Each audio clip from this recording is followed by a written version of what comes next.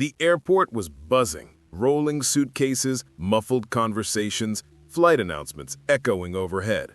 Flight 327 to Lisbon, now boarding at Gate 17. Emma clutched her passport a little tighter. Her hands were shaking, but her heart was full. This was supposed to be the trip, the one that would change everything. A fresh start with the man she loved. She and Ryan had planned every single detail. The Ocean View Hotel, the late-night dinners, the quiet mornings together, coffee in bed. He talked about forever, about moving in, marriage, a family one day. And Emma believed him. That morning, though, something felt off. He'd been distant, said he had a quick meeting before heading to the airport, but he'd meet her at the gate. "Don't worry, babe," he'd said. She didn't. Not then. Now she stood there, surrounded by strangers, glancing at the clock every few minutes. 15 minutes to boarding, then 10, then 5. She called him once, twice. By the third call, it went straight to voicemail. "Hey, it's me. Where are you?" she whispered. No answer. The crowd started lining up for the final boarding call. Couples holding hands, families laughing, kids dragging little suitcases. And Emma, standing still, alone. "Final call for Flight 327 to Lisbon." Her throat tightened. She begged the gate agent to wait a little longer. But the doors closed. And in that cold final moment, the truth hit her. Hard. Ryan wasn't late. Ryan wasn't coming. Emma dropped into a seat, numb. The terminal buzzed around her, but it felt like the world had gone quiet. She checked her phone again. Nothing. The last text from him glowed on the screen. "Don't be late, babe. Today's the start of everything." A bitter laugh escaped her lips. Everything? Yeah. Everything falling apart. Through the glass, she watched the plane take off. The one she was supposed to be on. The one carrying her dreams away. She sat there for a long time. Then slowly, she got up and walked to the restroom.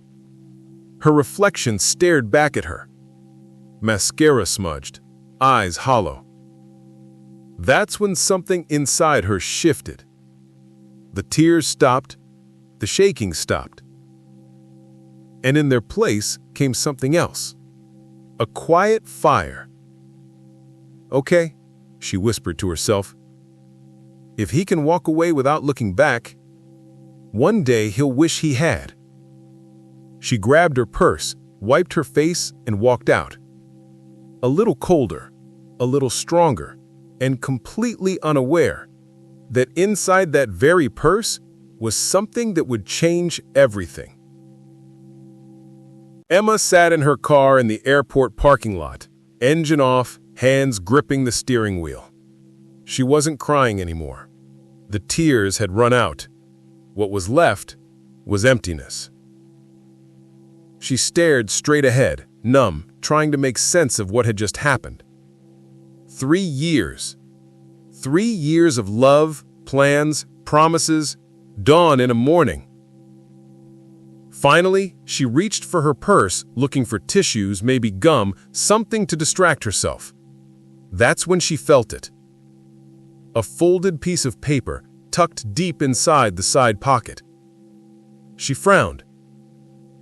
She didn't remember putting it there. Pulling it out, she noticed the handwriting, sharp, familiar, unmistakably his, Ryan's. Her stomach dropped. For a second, she couldn't breathe. Then slowly, she unfolded the note. It read, "Don't look for me. You deserve better, or at least that's what I tell myself to sleep at night. This is for the best. You'll move on. I won't."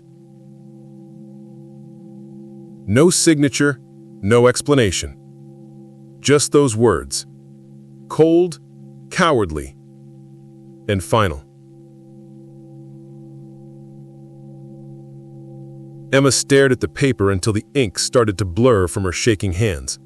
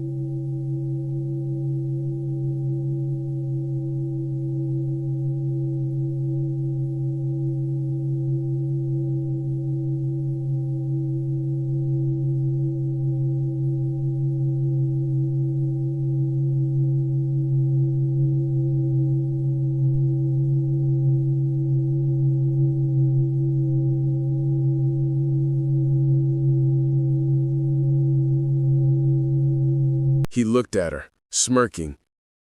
"Did you really think you could outsmart me, sweetheart?" Emma's jaw tightened. "Looks like I already did." Ryan chuckled darkly. "Oh, Emma, you have no idea what you started." Behind her, Landon's phone buzzed. He looked down, then froze. The message on the screen made his face go pale. Emma noticed immediately. "What is it?" Landon's voice dropped. "The cops. They're not coming." Ryan smiled wider. "Yeah," he said softly. "I know." Emma froze. The air in the cabin felt like it had turned to glass, thin, sharp, impossible to breathe. Ryan's smirk spread as he took a slow step forward, his voice low and taunting. "You didn't really think you could outsmart me, sweetheart?" Emma's jaw tightened. "Looks like I already did." Ryan chuckled darkly. "Oh, Emma, you have no idea what you started." Behind her, Landon's phone buzzed. He looked down, then froze. The message on the screen made his face go pale. Emma noticed immediately. "What is it?" Landon's voice dropped. "The cops. They're not coming." Ryan smiled wider. "Yeah," he said softly. "I know." Emma froze. The air in the cabin felt like it had turned to glass, thin, sharp, impossible to breathe. Ryan's smirk spread as he took a slow step forward, his voice low and taunting.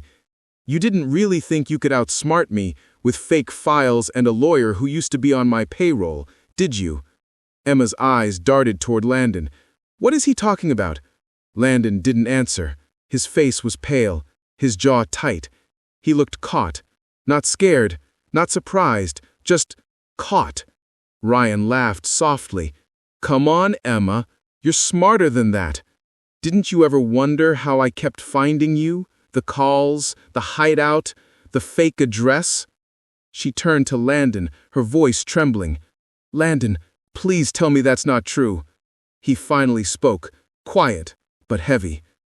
"I tried to protect you, Emma, but he found me first."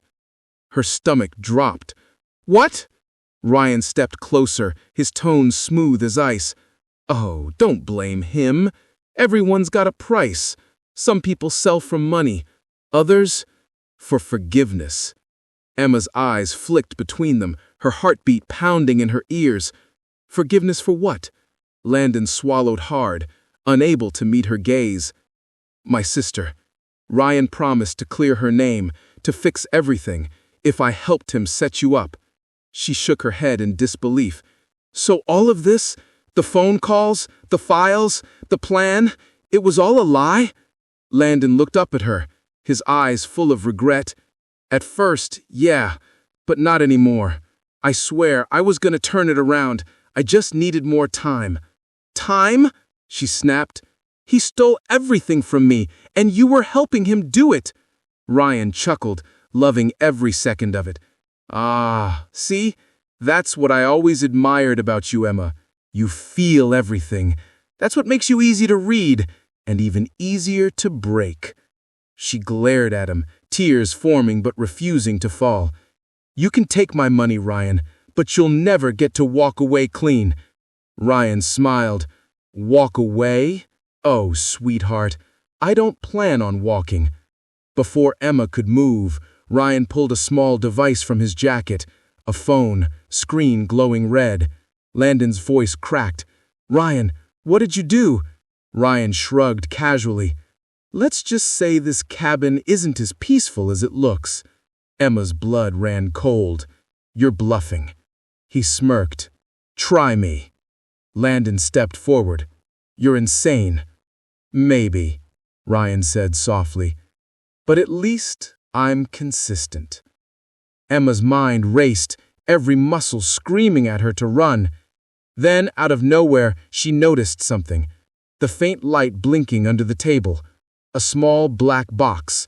Wired. Her pulse skyrocketed. Landon, he's not bluffing. Ryan smiled wider, tapping the screen of his phone. Tick-tock, baby. You've got about 60 seconds to decide how this ends. Landon's eyes darted toward Emma. We can stop it. The wires, they're remote triggered. If we cut the connection, we can kill the signal. Where? She asked, scanning the floor. There. He pointed to a small antenna near the door. They both dove for it at the same time. Ryan shouted, Don't! The phone slipped from his hand, clattering across the floor. Emma grabbed the antenna, ripping it from the wall just as the timer on Ryan's phone hit 0003. Everything went silent. For a moment, no one moved. Then, Landon looked up, breathing hard. It's done. We stopped it. Emma let out a shaky laugh, tears of adrenaline blurring her vision. She turned to Ryan, shaking her head. You're finished. But Ryan only smiled. Am I? Emma frowned. What do you? A click echoed from behind them. Landon froze. The second phone. Ryan's grin turned cold. You stopped the wrong one. The moment Ryan said it, you stopped the wrong one. Time seemed to slow down. Landon's eyes went wide. Emma froze. Then she heard it. A soft, steady beep, beep, beep, coming from under the cabin floorboards. Run! Landon shouted. Emma didn't think. She just moved. They bolted toward the door, the sound growing faster, louder, a digital heartbeat, counting down the seconds. Ryan stood perfectly still, smirking, watching them scramble. You should have left well enough alone, he said, his voice calm, almost bored. Emma reached the door first, yanking it open.